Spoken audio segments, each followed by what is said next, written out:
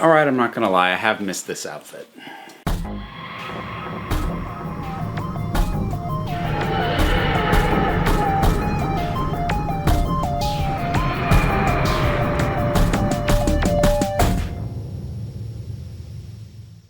Alright folks, Doctor Who Series 12. It has its first trailer, it had some casting announcements for guest stars go out, and we have an air date for the series. Got a bit of stuff to talk about. If you have not already watched the new trailer for Series 12, please do so. I'll link below for that, because this is not a breakdown. This is not point for point. There are a couple things I'll highlight and dwell on, but you need to just go watch it for yourself if you haven't already. So, my thoughts on this trailer. There's a number of things that I really like. First of all, it's looking good. That's not surprising. I thought Series 11 looked really good from a visual standpoint. Also, there are some very nice moments that I like. Little touches that I think are quite cool around character. I also kind of like the rock music that's going on with it. I'm liking the bits of Jodie Whitaker that we get in her performance of this. Like, my favorite moment, it came early. I kind of wish it had come in a little bit later, but I really love her, both the line and her delivery of, this is not where I expected to be, but I can work with this. Like, that was the feel of the Doctor that I was really starting to enjoy by the time Series 11 ended, and I got a little bit of it in Resolution as well. So now that I finally feel like I get her, that is what I want to see out of her, and I was very happy to see it in this trailer. We don't get a ton on the companions, they're just kind of there, reiteration of family, yes, we've hammered that home very well, but, you know, cool, they're there, they're back, fine. As far as the guest stars that we confirmed, one of those is Stephen Fry, who I enjoy quite a bit, and he has a great sense of gravitas in the one line that he gets in this trailer, like that. There's Lenny Henry, who I know nothing about, so I have absolutely no opinion about his involvement. There are a couple of things that are throwing me off a little bit, and other things that are not concerning even in and of themselves, but maybe concerning as far as what they might indicate. And I'm not necessarily talking narrative or plot stuff. I'm not going to do a ton of speculation. That's not really how my brain works. But I am going to start to touch on a few things here. If there was one moment that I actively disliked in and of itself, it was the Doctor on a motorcycle. Now, I have never really cared for action-y scenes in the Doctor Who, especially when they involve the Doctor themselves. Like, I've just never really cared for it, and they've done it with most of them. They did it with Tennant, they had some motorcycle stuff go on with Smith. You know, when that sort of thing happens, that's not why I love the Doctor. That's not why the Doctor is one of my favorite characters and favorite heroes, because of action scenes. The Doctor in an action scene always feels weird to me. And while I understand, like, it's just a chase, a chase is a kind of action scene. So, in my mind, the most the Doctor should be doing is running from, and I suppose this could be something like that, but this becomes a high-speed chase as opposed to just get out of the way, which is standard operating procedure. So that's about the one thing that I can look at and go, that I don't like. There's other stuff that I saw that is not a problem in and of itself, and that will ultimately be execution dependent, which all of this is going to be, obviously. But there were a few things here. So, we get some little glimpses of some things that we already knew were returning, plus some glimpses of other stuff that we hadn't heard about and may not connect, but I'd be surprised if it didn't. So, like, we got a glimpse of and we also heard the Jadoon. Awesome. I'm kind of happy that they're going to be back. I'll be very curious to see how they get used. I doubt that the two connect in terms of hearing the Jadoon dialogue and the companions going, what? But that was a cool edit for the sake of a trailer. Dig that. We get Cybermen, and I have mixed feelings about that, but I'll kind of come back to that a little bit later.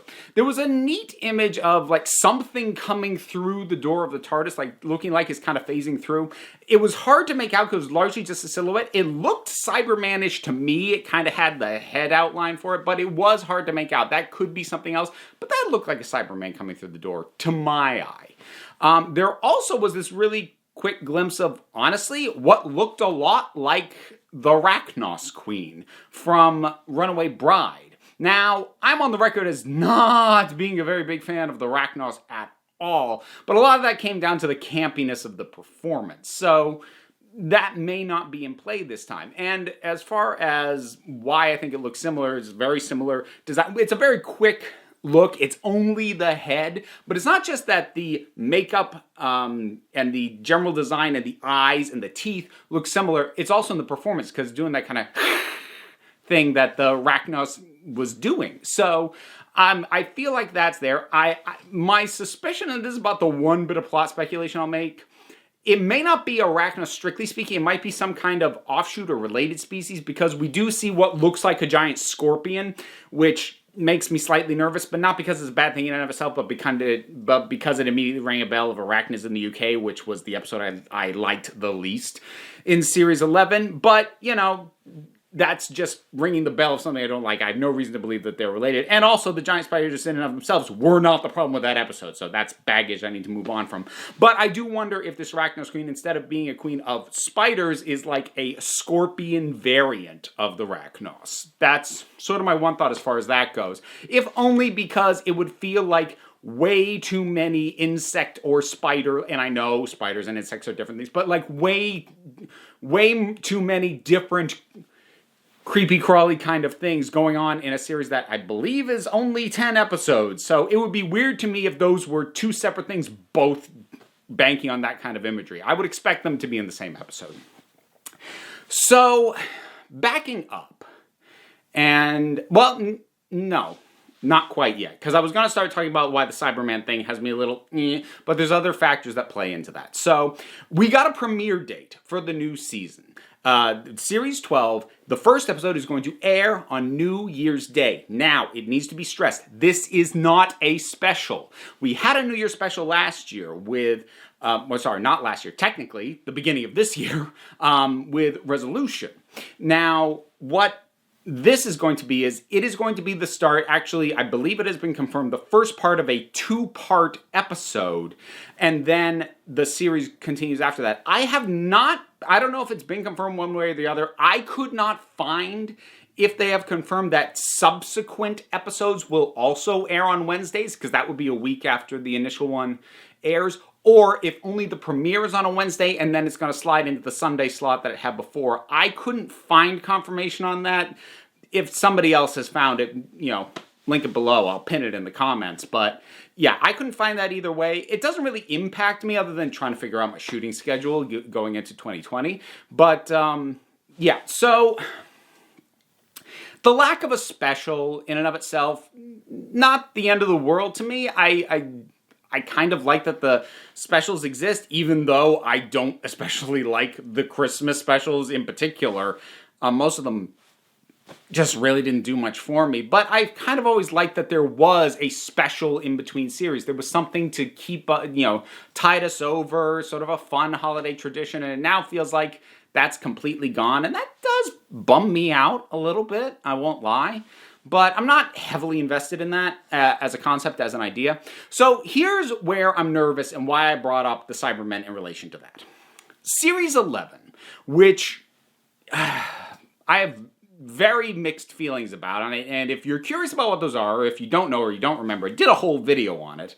But a lot of the big ideas of that series were things that I had wanted the show to do.